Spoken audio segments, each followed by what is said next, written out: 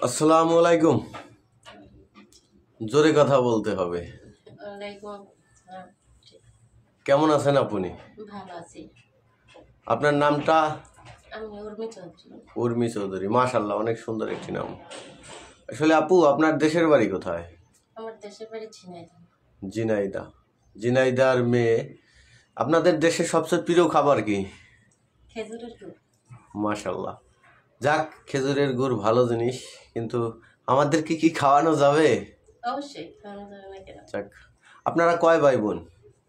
ভাই বোন 6 বোন। 6 বোন। ভাই নাই না? একটা ভাই। একটা ভাই আছে। আসলে আপনার ভাই কি আপনার খোঁজ খবর নেয়? জি না, কেউ খোঁজ খবর নেয় না। আসলে আমরা মনে করি পৃথিবীতে যে ভাই বিশাল বড় একটা জায়গা। পিতামাতা আছে? হ্যাঁ, বেঁচে আছেন তারা। যাক, মাশাআল্লাহ।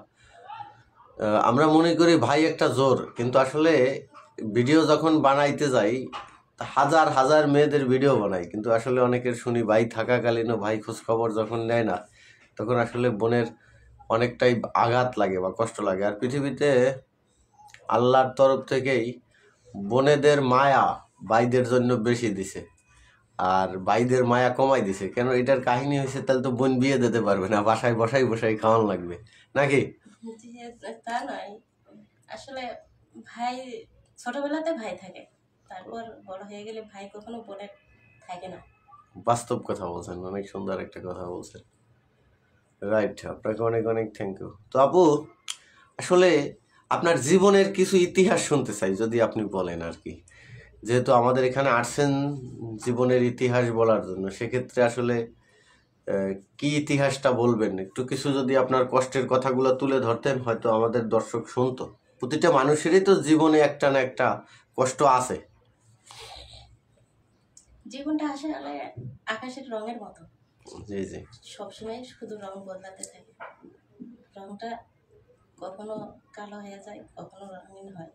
আসলে ধোঁয়াশার মতো থাকে সবসময় জীবন। আমার জীবনটাও এরকমই। একটা রঙের সাথে মিলে গেছে, একার হয়ে গেছে। জীবনটা কিরকম অদ্ভুত হয়ে গেছে।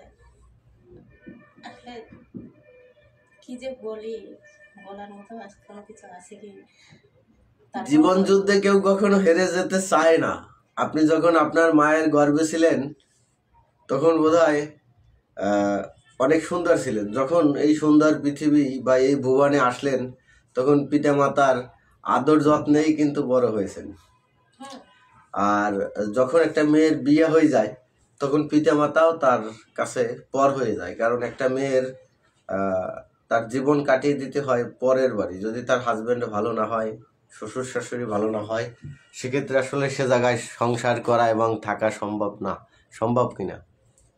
আসলে জীবনের যে অধ্যায়টা স্বামী সংসারে বা স্বামী স্থিত হয়ে যায়, সেই সংসারটা অদ্ভুত হয়ে যায়।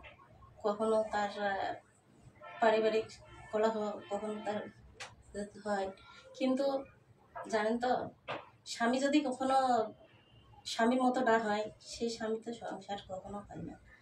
সেই স্বামী দায়িত্বশীল নয়, সেই স্বামী কখনো স্বামী হতে পারে না।